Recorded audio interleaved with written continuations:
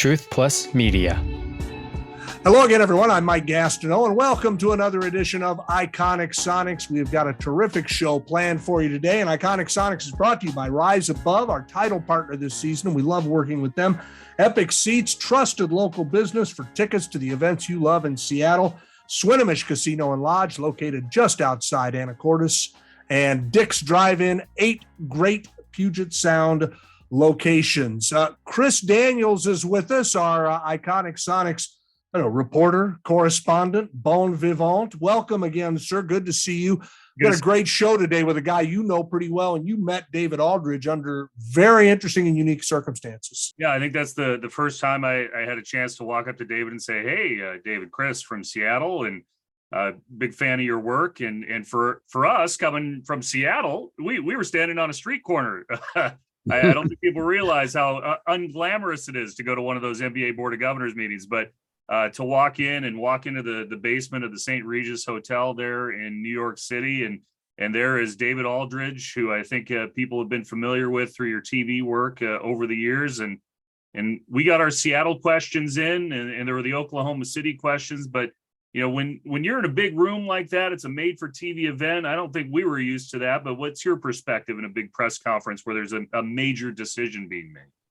Yeah, well, yeah. I mean, if you've covered collective bargaining agreements or lockouts, and I've covered 3 of them, so you're kind of used to that atmosphere of guerrilla TV. You know, like you're just kind of trying to find a spot with any type of background that you can shoot on, right? And everybody huddled together in a small cramped space waiting for, it was David Stern back then, or whether it's Adam Silver today, to kind of get your questions in. You know, everybody's got their own questions because of where they're from or what network they work with or whatever. So you get used to it. It doesn't make it easy, but you do get used to it. And that was certainly a very, emotional press conference, and the subsequent ones in 2013, when it looked like the Kings were coming to Seattle, and there were a lot of meetings about that too, and that we were all at, and then it wound up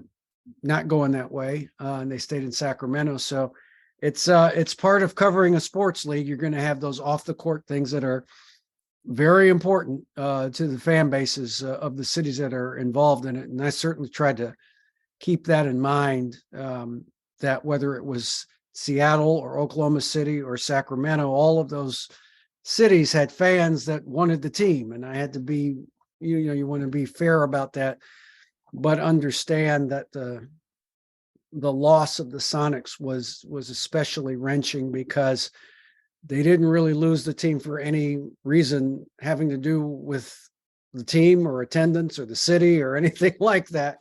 You know, they lost it because they wouldn't build them a building. And that's a tough reason to lose a team. David, when you look back on that, we've covered so many things. We've talked about it so much because it's been so long ago. The thing I remember thinking, by the time the press conference that you guys referred to, we all knew what was coming. We knew the Sonics were leaving. We couldn't believe it. Everybody had a different idea on who to blame and all that. But one thing I remember thinking is they're going to be back. I mean, not in a year or 2, but it's going to be like the Cleveland Browns, 3 years, 5 years. They'll find a way to get a team back up. Everybody will calm down. That's the thing that stuns me the most. And I'm wondering your reaction to the idea that here we are 14 years later, not only are they not back, we've got some optimism, but there's nothing concrete on the horizon right now. There's no reason to feel like, next summer they're going to announce or whatever. We hope, but how the fact that they left is one thing. The fact that they haven't been able to figure a way to get a team back here, does that surprise you after all these years? Well, it does. I guess I thought I didn't know if it would be a relocation, which is always kind of in the air from time to time. But that really has dried up. Milwaukee was really the last team that was kind of out there, right? I mean, that people thought, okay, they need a building and they may not get one for whatever reason in the state of Milwaukee. And it took a lot of work for the governor to get that through the legislature and get everybody kind of on the same page. But since then, and that was 8 years ago, There really hasn't been anybody that you even has a hint of relocating, because most everybody's got a new arena, or they're happy in their existing arena, or they refurbished it. Some teams have done that. And so I guess I thought expansion would happen sooner than it's happened. But the reality is that the owners don't want to split the pie. I mean, I think that's very obvious to anybody that's paying attention. Now, at some point, I think they will. I think it will be. I don't think it will be another 15 years before they expand. I don't know if it'll be the next 2 or 3 years, but I don't think it will be. I don't think we'll be having this conversation in 2037, God willing. And there's still not being a team in Seattle. I think there will be a team in Seattle before then. I hope so. I can't see myself still doing these same shows again and Right. again. When are they coming back? Right. And it is interesting because so many places did get buildings built. And I guess that it comes down to relocation versus the idea of splitting the pie. But what I've, the rumors I've heard, and they're just rumors, you're closer to it. Chris, you're certainly closer, but I've heard the expansion fees are going to be so high and that there are enough owners that want in, both in Seattle and in Las Vegas and potentially Mexico City. I don't think they'd add 3 teams, but if they wanted to add 2, that the expansion fees would be so high that it would make the owners more palatable to that. Sure. But it's hard. I mean, you talk with these guys occasionally. It's kind of hard to tell billionaires what to do and how to handle their money, right? It is, but there's a couple of things that are, that lean toward me thinking at some point soon they're going to have to think rather seriously about expansion again. Look, I think it's going to be at least $3 billion per team. If they do $6 billion, that the 30 existing teams would split amongst themselves. But it's not just that. I do think that there is something to be said for bringing in new ownership groups that can maybe raise additional revenues in different ways. And I don't have any intel on that, but I do think we've come a long way from the mom and pop days of the NBA. These are now multi-billion-dollar corporations. And I think at some point the NBA is already kind of greasing the skids for that. We just saw this story this week, and I think it was Front Office Sports, that they've opened, an office in, I think it's Abu Dhabi or someplace like that. I'm not sure exactly when, and they're making it much easier for kind of, governments now to be involved in the financing of teams and things like that. So they understand this is a global thing now, and with global money, you have the opportunity maybe to do different things than you could by just buying an NBA team 10 or 15 years ago. And that the opportunity for raising revenues in any number of different spaces, whether it's gaming or gambling or whatever it is, might be too much for owners to be able to kind of poo-poo and say, we're not going to do that. So I do think that at some point the money is just going to get so outrageous that they have to take it. And I think it'll be 2. I don't think it'll be more than 2. I mean, I've been told by several people that it doesn't necessarily have to be 2. It could be just 1, but it would obviously be easier if it were 2. So we'll see. How do you think the collective bargaining agreement talks and the media rights talks factor into all this? They're spread out a year. I just saw this week there's going to be a delay in that opt out, and they're pushing that back.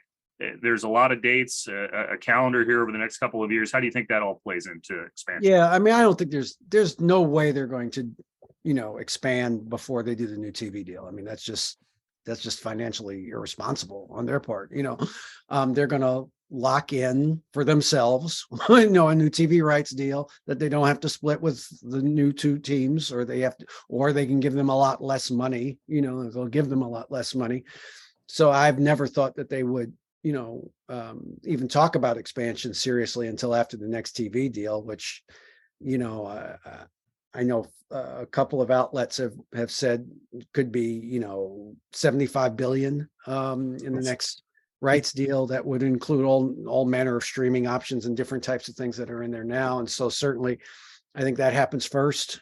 But I don't think that's going to take very long. I mean, the existing deal expires in 2024. I think they will have a new deal well before 2024. that if their MO is any indication, their previous MO is any indication. So I would anticipate maybe late next year, well before the end of the 24 season, they will announce a new TV rights deal. And after that, I think the next thing on the agenda would be, okay, we've got the TV rights deal locked in. I'm sure they will get through collective bargaining at some point in the next 18 months, let's say. And then I'm looking at 24, 25 for them to say, okay, how serious are we all about adding 2 more teams to this thing? I want to get your thoughts, David, on a conversation we were able to have with Mark Cuban, our Brett Goldberg from the Iconic Sonics team. Talk to the Dallas Mavericks owner. You think about media rights, digital. You think about owners who are leading the way as the NBA. Right. He's certainly right at the top of that list. And Brett talked to him recently about some of the things we just discussed, about the potential return to Seattle of the NBA and the way that might come about. 3 questions for you on this one. So you, Mark, you were one of 2 owners, with Paul Allen being the other, who voted against the Sonics moving to Oklahoma City in 2008. Why did you vote that way? Because they were moving to a small city. No disrespect to OKC. I mean, it's a great sports town, but a small city is just a small city. And I thought Seattle was a better place for an NBA team. What are the pros and cons as the NBA owners and the commissioner and otherwise think about NBA expansion now? What are the pros and cons of NBA expansion? It's just math. It really, really is. I think what people don't understand is when you expand and add a new team, instead of the share of all the revenues being 1/30th, it becomes 1/31st. So effectively, you're losing 3% of your share of revenues.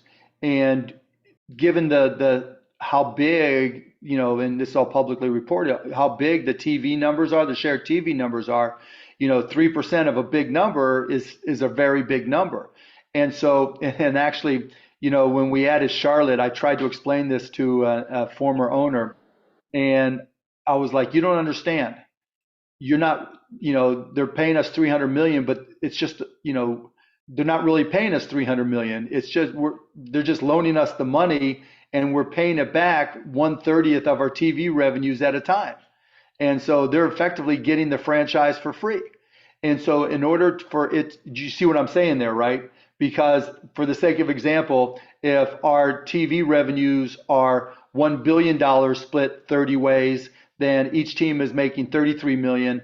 If now it's split 31 ways, each team is making 32 million, right? Or 31 million, whatever it is. And so the delta, you divide that into the amount of the franchise fee, and that's the loan you're getting back. So if that loan is in the billions, okay, it's probably worth it because it's going to take forever to take it back, to pay it back. But if it's not just an enormous number, then it's just a loan. And so rather than expanding, you look at moving a team, and nobody wants to move a team right now. Have you ever been to a game before 2008, an NBA game in Seattle? You ever watched an NBA game in Seattle? Do you know that Sonics team historically, and do you ever get to games there? Yeah, before, yeah, because I bought the team in 2000, so I was going there all the time. Yeah, I love going there. What's your enthusiasm level about the NBA being back in Seattle? Oh, I love it. I'd love to see it. I mean, it has become a tech town. I mean, it's kind of like San Francisco North. You've got Microsoft, you've got Amazon, you've got you've got Starbucks, you've got a bunch of companies that are enormous, and you've got a rabid sports fan base that misses their Sonics. I hear it all the time. And so I think, Seattle would be a great destination for us. The problem is how to get there. And then in terms of, lastly, that path of how to get there, as an NBA owner for now 22 years and thinking about that, what are the steps that Seattle needs to be taking in order to make themselves as viable of a candidate as possible? Make a small market team an offer they can't refuse. That's the best I can tell. I really don't know. There's not a simple path to get there. But, again, if franchise fees continue to go up, if franchise sales, continue to go up in price, there probably is an amount that makes an expansion franchise worthwhile to NBA owners. I just don't know what that number is, and it's really not. I don't even know how we get there. So that's Mark Cuban's thoughts on it, echoing some of the things we talked about, David. And I think to kind of sum it up, he says, hey, just go find a small market team and make them an offer they can't refuse, which it's funny because people in Seattle, there's a lot of people that would say they'd feel bad doing that because they know how much that hurts when it happened to them. I don't necessarily, I'm not opposed to that, but I also sense from that comment, I'm interested in what you thought about what Mark said. I think he's trying to drive the price of everything up. And he even mentioned, he says, if the expansion fee gets to a certain number, we can't ignore it anymore, which is what you just said too. That's kind of how I read what he's saying there. Yeah, no, I mean, I think, I live in Washington, so now all the talk is about Dan Snyder putting the Commanders on the block, right? And my point about this is that he may want to just sell 49%, but at some point, whether it's Jeff Bezos or somebody else, we certainly don't have a shortage of billionaires in the country anymore. Right. Somebody comes to him and says, no, I'll pay you $8 billion for the whole thing. I want the whole thing. Guess what? The NFL is going to say, you're selling to that guy for $8 billion and that's it. We all remember what happened with Steve Ballmer with the Clippers. Look, they were going to have a fairly kind of typical auction type of sale for the Clippers. Everybody thought, well, maybe they'll get $1 billion. And Steve Ballmer said, no, I'll give you 2. Let's end this right now. And guess what? It ended. It was over. And so it will take, if somebody is willing to pay $4 billion to get in, guess what? They're going to get in. And so that's where the money kind of trumps everything. And so I think there is a number past which NBA owners are going to say, yeah, let's add 2 and not worry about it because we've got most everything locked in. They're trying to get a hard cap. They always want to get a hard cap. They always talk tough about a hard cap. And then guess what? They don't get a hard cap because the players are not going to agree to a hard cap. So we'll see. Maybe they are, because the owners are richer now, maybe they can withstand a season's worth of losses like the hockey owners did. I still kind of doubt it. I think there's just too much money in the pipeline right now. The league is going great financially, and I would be very surprised if anybody was willing to lose a whole season. So I suspect that there will be. See, I just don't agree with Mark. I don't see a team out there that's ready to move. Like you always hear maybe the Pelicans, maybe the Grizzlies, but I think both of those teams have pretty much bolstered up their finances to the point where I don't see them leaving their markets anytime soon.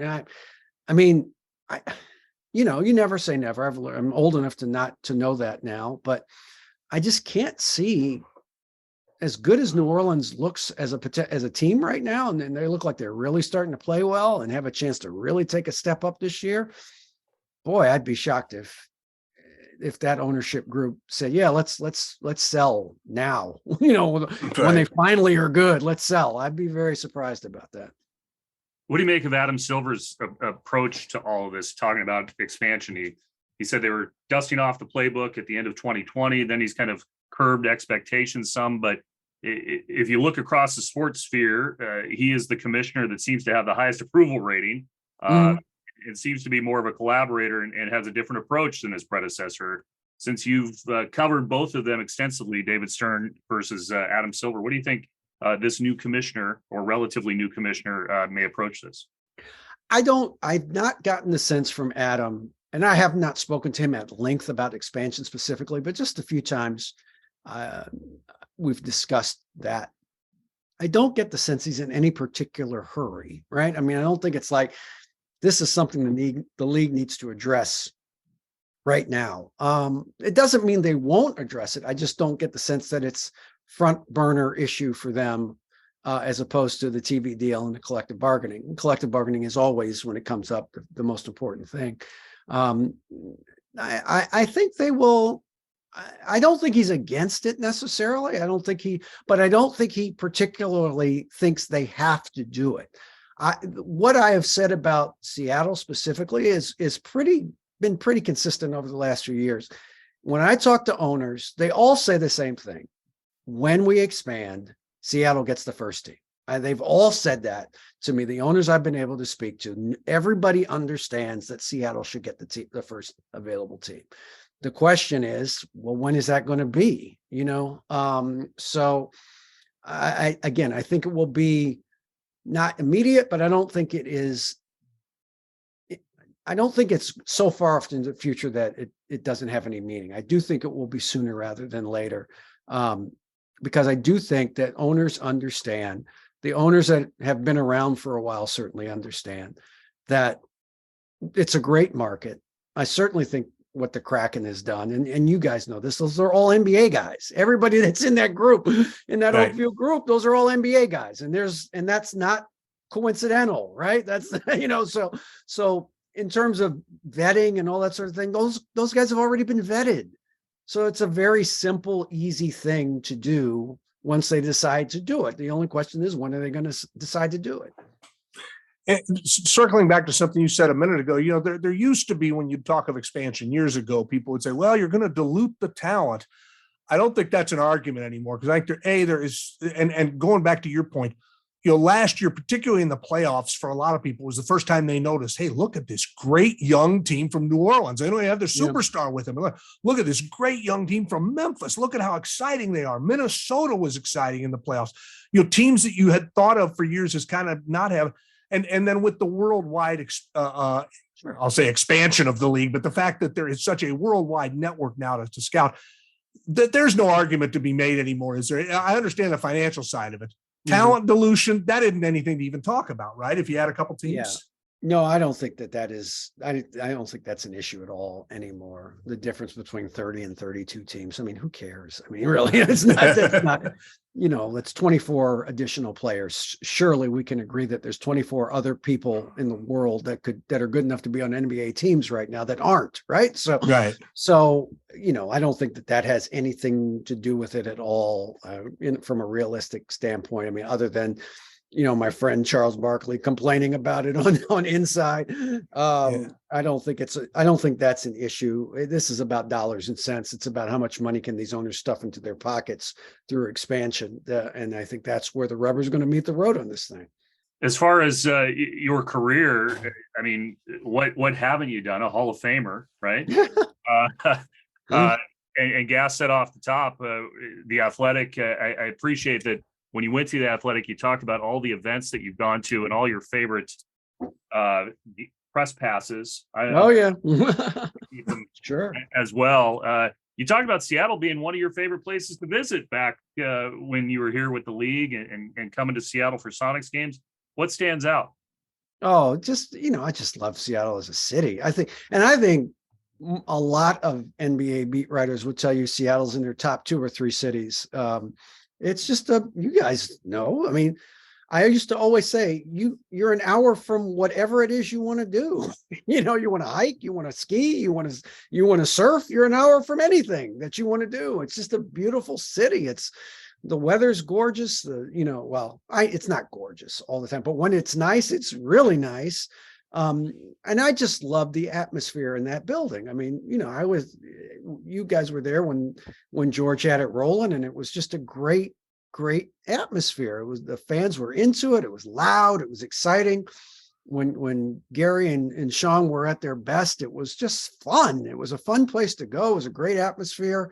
I have a dear friend of mine that lives in Queen Anne. So, I mean, it's just a great town. And I always had a lot of fun going there and would love to go there again. And it's one of the best cities in terms of stuff to do outside of the game. And the game's great too. There's not many cities that kind of give you all of it, but Seattle did give us all of that, during the heyday. And it was just a great place to go to.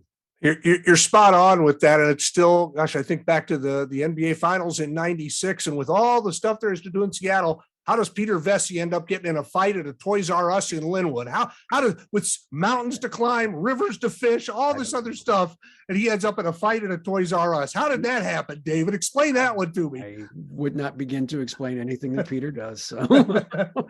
David Aldrige is our guest on Iconic Sonics. We're brought to you in part by Simply Seattle. David mentioned a few minutes ago, Sean and Gary. I don't know how well that shows up behind my shoulder there, but that's Sean and Gary.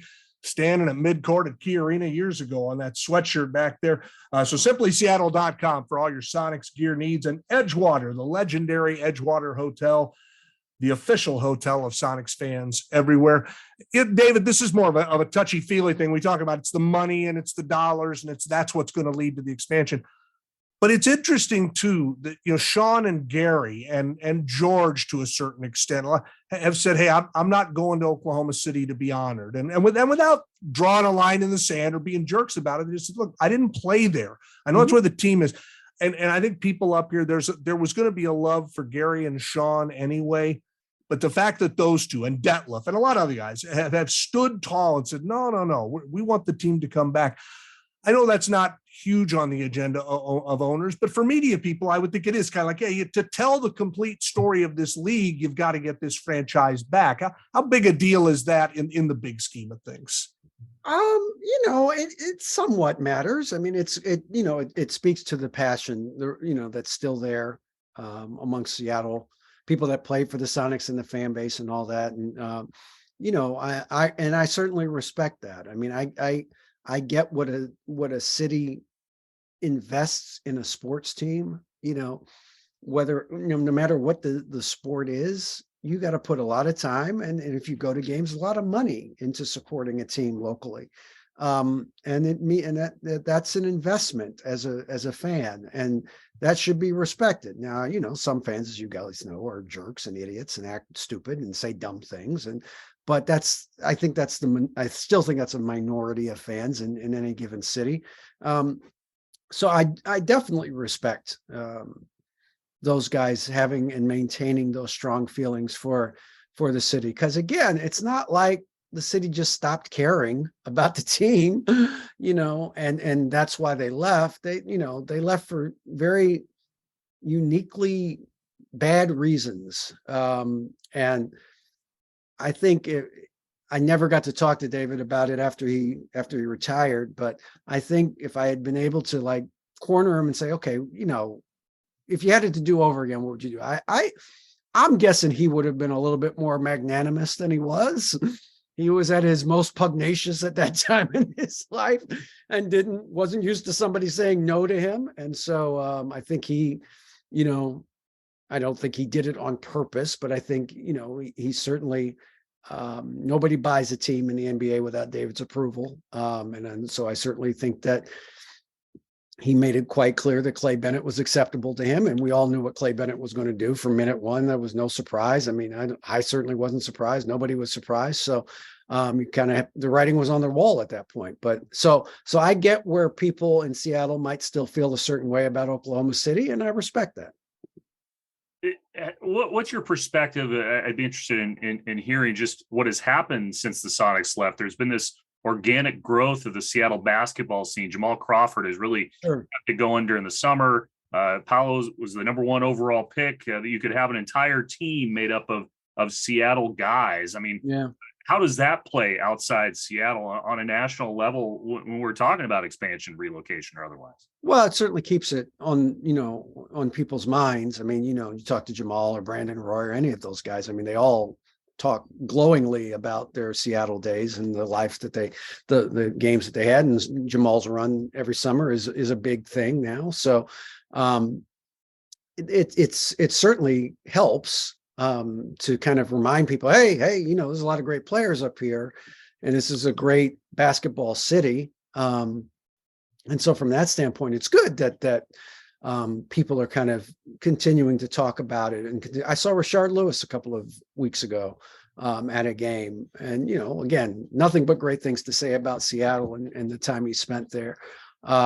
So there are still people. It's a dwindling number, as you guys know, but there are still people that played there, remember what it was like to be there, and have fond memories there, and it keeps it front of mind. But again, I think that regardless, that would not matter if the owners did not feel the way that they do, and I really believe this, unless there's been a dramatic change. And I know Vegas is going to throw a lot of money at it. and they are in a much different position now than they were 15 years ago. I mean, they have the Raiders there. They have a hockey team there now. It's a different market. They have people just falling over themselves, spending $2-3 billion to build a new stadium for an expansion team.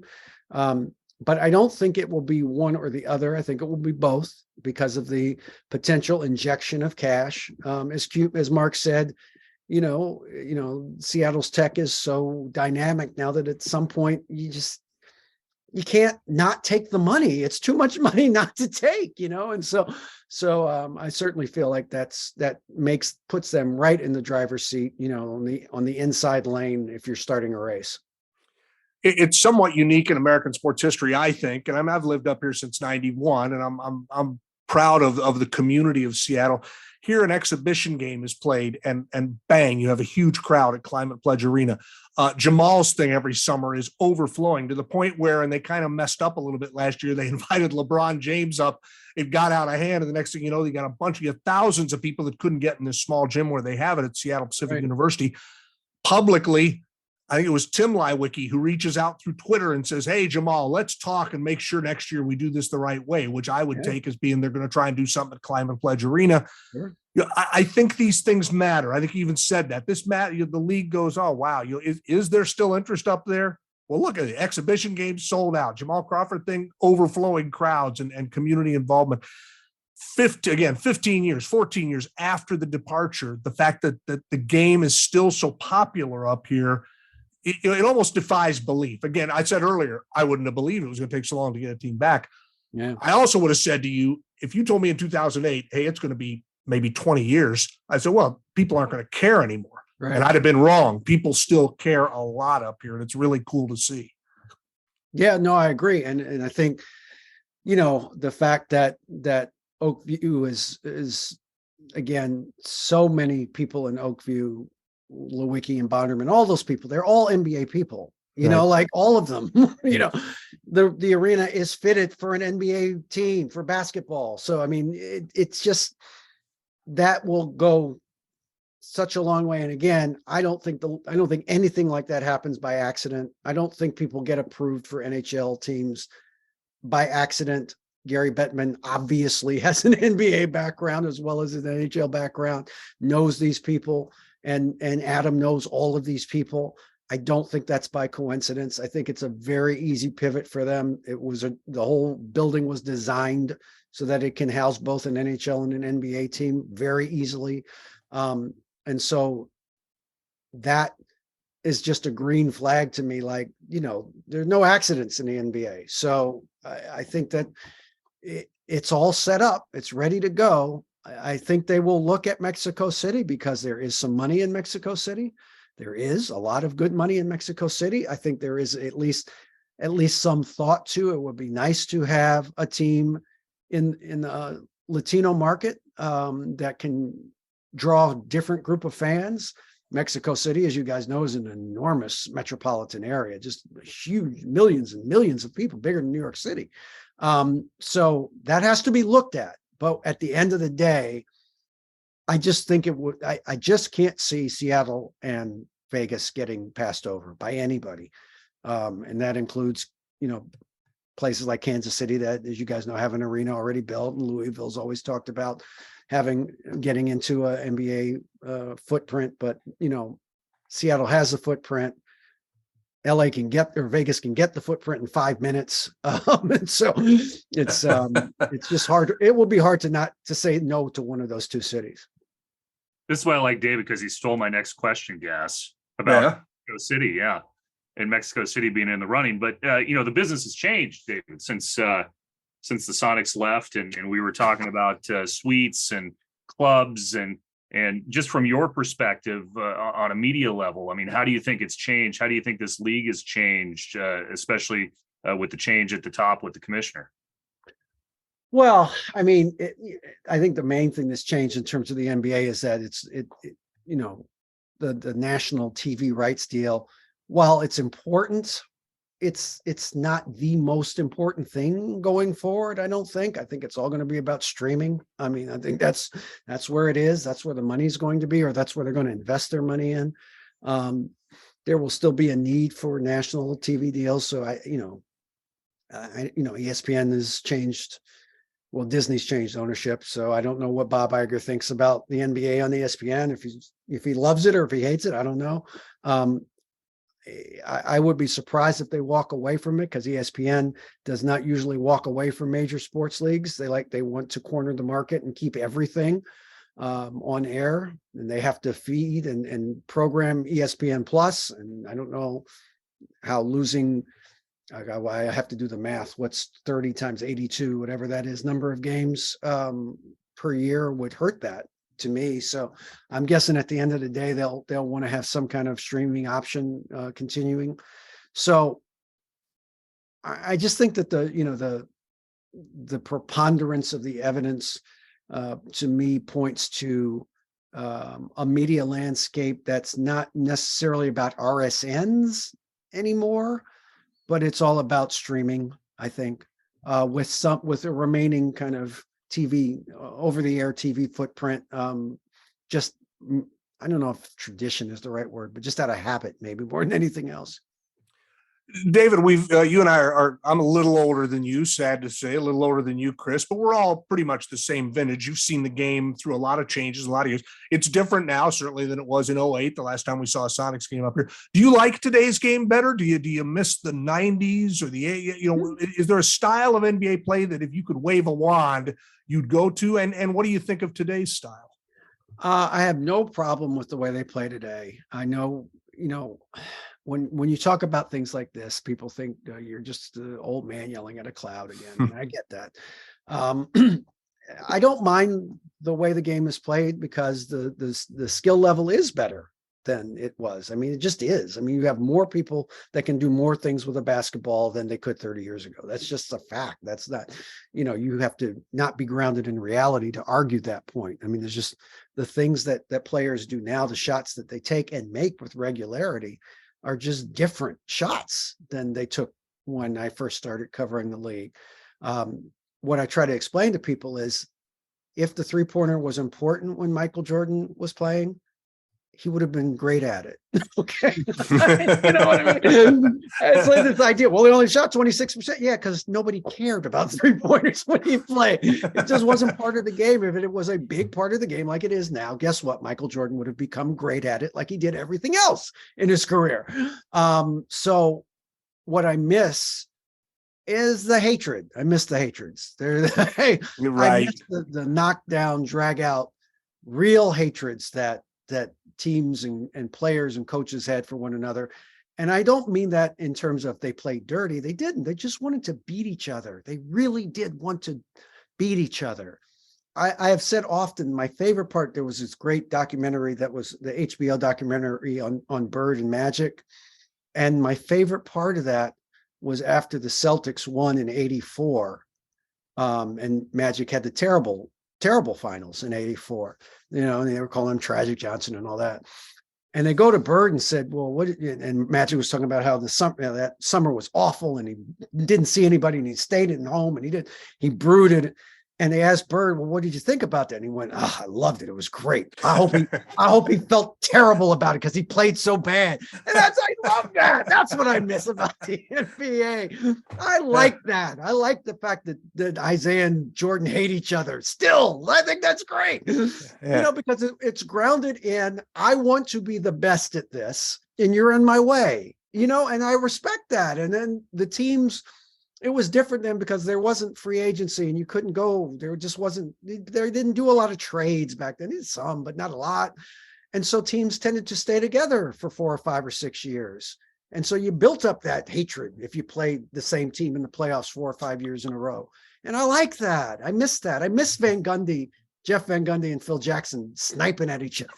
Right. I just missed that part of the game, the physicality of it, all of it, because it was real. It was real.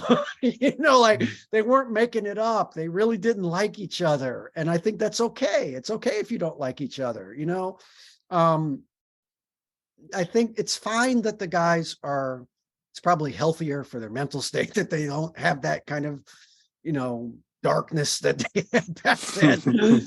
But I just think that was such a great part of the game back then, and I missed that part of it. But the actual on-court product, it's fine. It's not. I wish they didn't shoot quite as many threes as they do. I think there's a turning of it somewhat to understand that, hey, maybe the elbow jumper is not so bad. If you're really good at shooting it, why not shoot it? I hope that continues to develop. But I mean, if it were me, I'd like to have a few fewer threes and a little bit more post play, because yes, everybody can get better at shooting, but that doesn't mean that that's what they do best.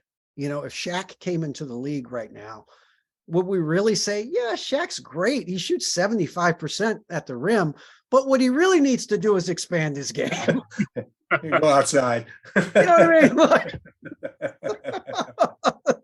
So I just want there to be a place for Steph Curry and Shaq. You know what I mean? Like there should be a place for both of them in the game. Right. Speaking of greatness and post players and Seattle basketball, I think Bill Russell lived in our area for a long time, a former Sonics coach, a legend. Did you have much relationship with Bill? Any great memory with Bill? Honestly, no. I met him a few times. I interviewed him once in 96 when it was the 50th. They made him and Wilt Chamberlain available for a joint interview. And it's one of their greatest interviews, not because of my questions, which were ridiculous, but because I got to sit down with Bill Russell and Wilt Chamberlain and talk about basketball. It was phenomenal. But I'll tell you what, Kenny Smith tells me these great stories about Bill. Kenny, we had him in Sacramento.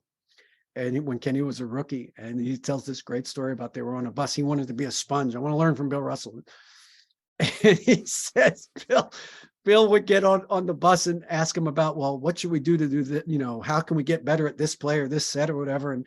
And Bill would basically just say, well, we're not going to get any better until we get rid of this team because that guy can't play and that guy can't play and that guy can't play.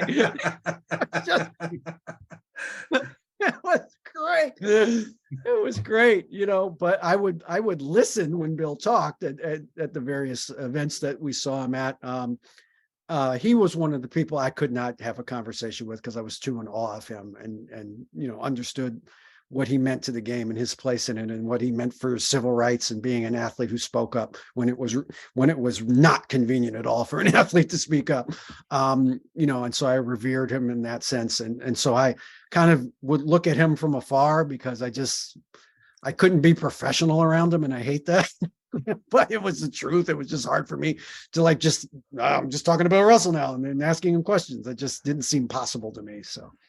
David, we had Sam Perkins on the show a few weeks ago, and he told a story about the first 3 or 4 times he met Bill. Bill called him Purvis. And Sam's friends would say, you got to tell him who you are. He goes, he's Bill Russell. I'm not going to correct him. He thinks I'm Purvis. And I'll just be Purvis. Eventually Bill says, I owe you an apology. I know who you are. You're Sam Perkins. I've been calling you Purvis. But so it wasn't just you. Sam Perkins was scared to correct Bill Russell on his name.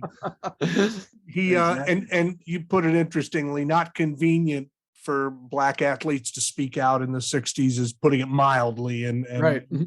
You've got a feel for he just a legend. I didn't know him all that well. I had dinner with him once. Same thing, just a presence about him and a gentleman. Yeah. Okay, real NBA talk now. Who was, if we're going to agree, and I guess we could argue, but I guess we'd probably all agree the Bulls were the best team in the 90s. I guess we got to give them that. Who's the second best NBA team in the 90s? And there, I'm obviously, the Sonics, but there's a few arguments to be made for other teams. In your mind, and you were front row for a lot of those games. Right. Who was the second best team in the 90s? Wow. That's a good question. I guess technically you can't include the Pistons because theirs were right. They were kind of done by then. 89 and 90. They were right at the beginning. I mean, look, Houston certainly can make a case, right? They won 2. Right.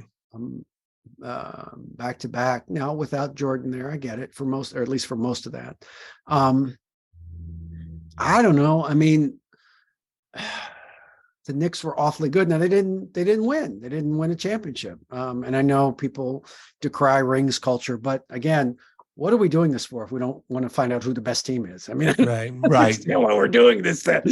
I don't get this whole notion. Well, it's not important. Rings aren't important. Well, then why do we have playoffs if they're not important? Why don't we just stop at the end of the regular season and just shake everybody's hand and say, see you in the fall? No, we have playoffs to find out who the best team was that year. That's the whole point of this, and so they didn't get it done. I guess I would say Houston. I think I would have to say Houston because they did win back-to-back titles and were there pretty much every year for most of that run.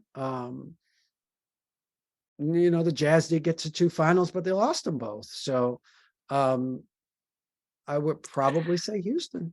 And just to follow up, I think it's one of the things about the Bulls that I've grown to admire even more is that there were a lot of pretty good Davids out there swinging at Goliath. I mean, you didn't mention the Pacers; they were a real good team most of that decade. The Sonics certainly were a great team. Sonics, the Jazz, and really all comers. The Blazers at the start of the decade, all comers. The Bulls just said, "We'll get you." And look, this is the only argument. Well, not the only argument, but when people, as they inevitably do, ask you about Jordan or LeBron or whomever or Kobe or whoever it is. Jordan didn't need a game 7. Isn't that amazing? Never played in a game 7 in the finals because he didn't need one. So, you tell me who's better than that. I mean, he's 6-6 and never had to play in a game 7 in any of those series. So who has a better record than that besides Bill Russell and Sam Jones? So and even they had to play in game 7s. In a not diluted, but in a much smaller NBA, they had to play in game 7s in the finals. He never did. So you tell me. I mean, you make the argument. I'll listen, but I won't. Well, and then I even throw in Steve Kerr on those Bulls teams, played for the Spurs too, and now is great in the Warriors. I mean, that guy's running out of fingers. Yeah, what Steve's got like 9 now, I think. If you had he had 5 as a player, I think, because he won 3 with it's 2 or 3 with San Antonio, and he's won 4 more, so it's 8 or 9, something like that. Yeah, no, Steve has been a big part of winning teams for a very long time now. I think the thing I took from The Last Dance, which I really, really thought was great, I thought captured that era of the NBA, how irritated Michael is years later that they dared to break up that team. And I thought to myself, well, you know what? If they'd brought you back and you had won a 7th, you'd be irritated that they didn't win an 8th. Right. If they, again, that's what fired his rockets was all that. I want one more then. What's more impressive? Jordan never needing a game 7 or Russell never losing a game, not only a game 7, never lost a deciding game in a playoff. It's amazing what these guys do. I think I never saw Bill Russell play live. I was 4 years old when he retired as a player. I never saw him play live, but I talked to people that did see him, and they all said the same thing. He's the single greatest presence in the history of the league. Like he just did stuff that nobody else could do and led in ways that nobody else had been able to. And again, I get it. Everybody's great. And I don't denigrate Wilt Chamberlain's greatness as a player. He was great as a player. He might have been the single most unstoppable force in the history of the game. His numbers aren't real. They seem cartoonish when you look at his averages. But again, this is about who wins. We're trying to find out who wins at the end of the day. And Bill Russell played 13 seasons and he won 11 championships. Like, I don't care how small the league was small for Wilt. It was small for the other teams that were in the league at the time. Right. They could have won 11 in 13 years and they didn't. It was small for Jerry West. It was small for Elgin Baylor. And we all agree that they were great players. They were all-time players, but only one of those guys won 11. Every June when they show the giant parade going through some city, it's not for the scoring title winner or the rebounding title. It's for the NBA title winner. That's when they throw the big party. David, we appreciate you being generous with your time. Again, I keep saying I'm Columbo closing you here. One more thing. Oh, it's okay. I'm old The enough to athle- get that reference. So go ahead. I appreciate that. There's people scrambling to Google right now to figure out what the hell I meant. The Athletic, it's a remarkable story, I think. I don't know all the insides in terms of how healthy they are financially, but I assume they're doing okay. I love that at a day and age when so much media was drying up, somebody threw a line in the water and said, let's make this work. So congratulations to everybody involved, including you. You're the editor in DC. Just a thought on that great, nationwide and internationally known website for American sports. Yeah, I tell you, the best compliment I can give our site is that in any given day, there are 20 stories I want to read.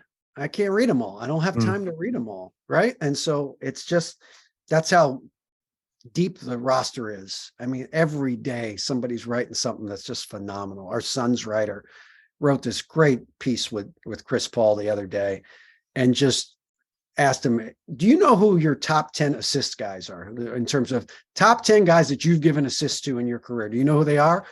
And Chris Paul rattled off like 9 of them, 9 of the 10. And he only missed one guy, I think.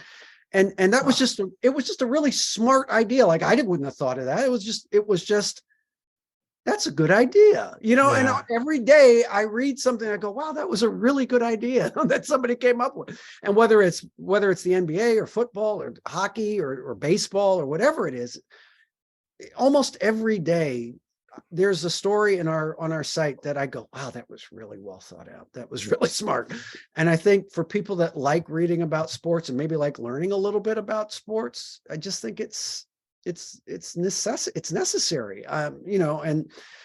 and you can a la carte it to your heart's content. If you just like the Rams and the Yankees, you can get all the content you want. You know what I mean? And so it goes across cities, it goes across pro or amateur, it goes across men and women, whatever you like. We got somebody that writes about it. So, and writes really well about it. So I think it's well worth, I don't know, what is it, $6 a month? I mean, Yeah. what are you talking about? 2 lattes? Come on. You know what I mean? 2 lattes a month. You can get the best sports in the world. Well, it's great to catch up with you. You gotta, since we don't have Adam Silver's phone number, and I'm assuming you do, call him and tell him the salmon isn't going to eat itself out here. We need guys coming back to town. And we got a lot of salmon sitting here. We need to get you guys fed. So I would say, when the TV deal gets done, the clock starts for real. Great. David, thanks so much for your time. We appreciate it. Thank you, guys. I appreciate it. You can have me on anytime. I enjoy talking about Seattle with you. All right, thanks to David Aldrige, our guest on Iconic Sonics, and thanks to a guest host, Chris Daniels, for joining us as well. You can get more information on all of our programs at iconicsonics.com.